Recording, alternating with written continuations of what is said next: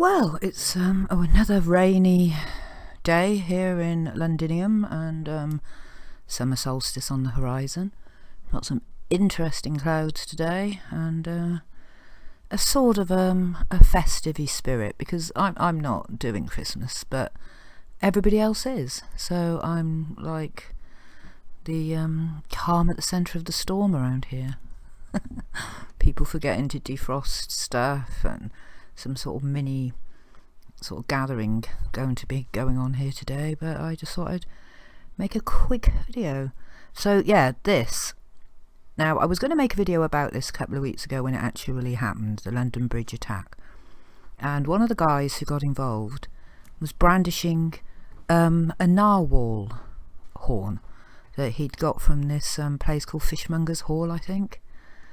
And it's just all very fishy, shall we say. So I saw it at the time, and I was going to make a video, and then something happened and I just sort of left it. And then today on the BBC homepage, front page, I used a narwhal tusk on the London Bridge killer. So if we didn't get it the first time around, we're going to get it the second time around, because this is the front page on their site and it's the headline. Darryn Frost. Right, let's have a look at this report. London Bridge attack, Darryn Frost on using a narwhal tusk to stop knifeman. A man has described how he fought off the London Bridge knifeman with a narwhal tusk before pinning him to the ground to help end the attack. Darryn Frost, 38, was seen in pictures confronting Usman Khan, who was armed with 2 knives. So, see if we can find out where he found this thing. He was attending this rehabilitation event, because apparently this Usman Khan was in a bit of a pickle about having come out of prison and what have you. But anyway, I'm not looking at that, I'm looking at the narwhal tusk. So Mr. Frost handed the tusk to the man next to him before heading upstairs to find another one. So he got 2 narwhal tusks. 1 second. So yeah, he was in the Fishmonger's Hall. So he grabbed the narwhal tusk from the wall in Fishmonger's Hall. So he went off with this narwhal tusk, and then he went off and got another one. He returned, he found the first tusk shattered across the floor and people fleeing the building. Along with others, I pursued the attacker, tusk in hand. Okay, enough. Narwhal tusks. Unicorn of the sea. Narwhal facts. Often dubbed the unicorns of the sea, narwhals are strange and beautiful creatures with long tusks. A lot of people think these don't even exist. Long tusks protruding from their heads. Members of the population of more than 8,000, so so they're quite big animals, and they live right at the top, Arctic waters of Canada, Greenland, Norway, Russia. And there is a place where they are sort of known to hang out up there as well. Yeah, there's lots of stuff here about narwhals being compared to unicorns, and unicorns of the sea, unicorns, rainbows, and narwhals. So the narwhal is symbolic of this guy here. So I'll be careful. This is from Truthstream Media. Alright, I'm going to read this because it didn't come out very strong. The unicorn here is once again a symbol of transformation, for this unicorn seeks a better world through the purifying, purgative powers of destruction.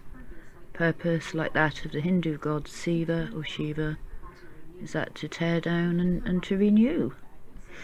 And it's also used in fertility charms, in Wicca, it's an ancient symbol of chastity and protection. And its fable into dictionary of the esoteric, it was associated with the male-female androgynous Mercury, A motif indicating attainment of the great work. And there you have it. The unicorn is a symbol of androgyny. And what are we seeing everywhere? Everywhere at the moment. I mean, I went into Paper Chase yesterday to see if I could find any really, really cheap presents. I'm on this £2 present thing. It's just unicorns, unicorn stuff, unicorn, you know. Unicorns everywhere.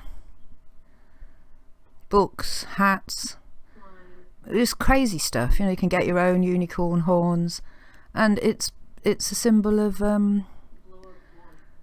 it's a Shiva sort of symbol of destruction and renewal, and a symbol of androgyny, and it's everywhere at the moment. And this, you know, they just wanted us to get it the second time around. You know, they wanted us to get it this time. It sort of went under the radar last time around, but people are going to look this up now, and they're going to see when you look up, when you just do a straight narwhal search. I wonder if it just sort of comes up then about unicorns.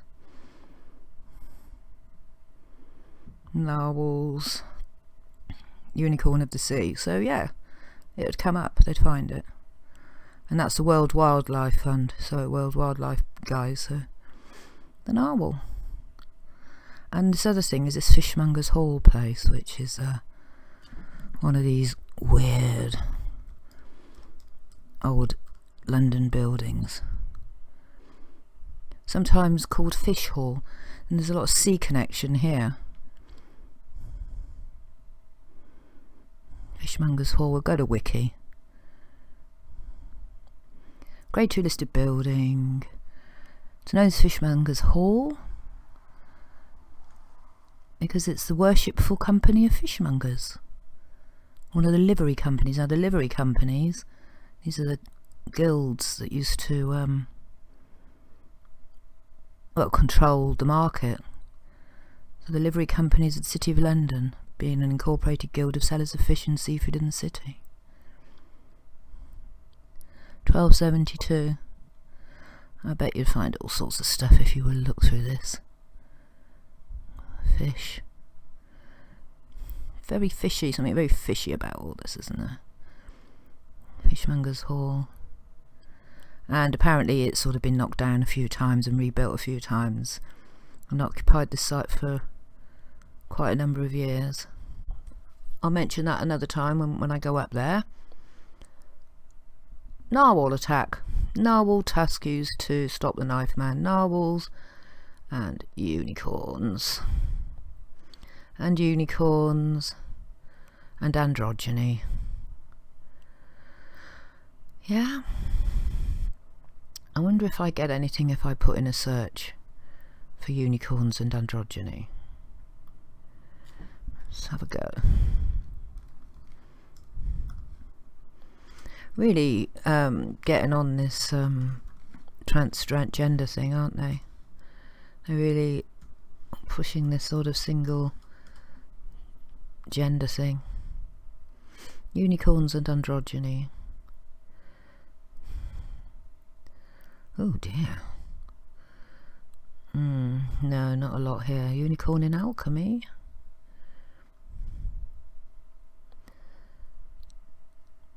This is a forum, Alchemy Forums. Sacred animals in alchemy. A unicorn tied to a pomegranate tree, the alchemical prize, with a chain. Around the neck a band showing spirals, sitting in a meadow full of flowers, but the tree and the unicorn are surrounded from a fence. Unicorn represents the sacred marriage, symbolising Mercury with his male and female aspects, the androgynous. This is 2009. So, I'm not sure if he's still with us, Transpocalypse now, but he did a couple of videos talking about the great work and the sacred marriage, and this is what it's all about. This single sex, the androgyny, neither male nor female. Even today the image of the unicorn holds vital magic. So what were they doing? What was going on here? What were they symbolising? The androgyny here. The symbol of the androgyny is to stop the knifeman. Darryn Frost. Mr. Cold, yeah? I'm sure there's geometry there. And Usman Khan.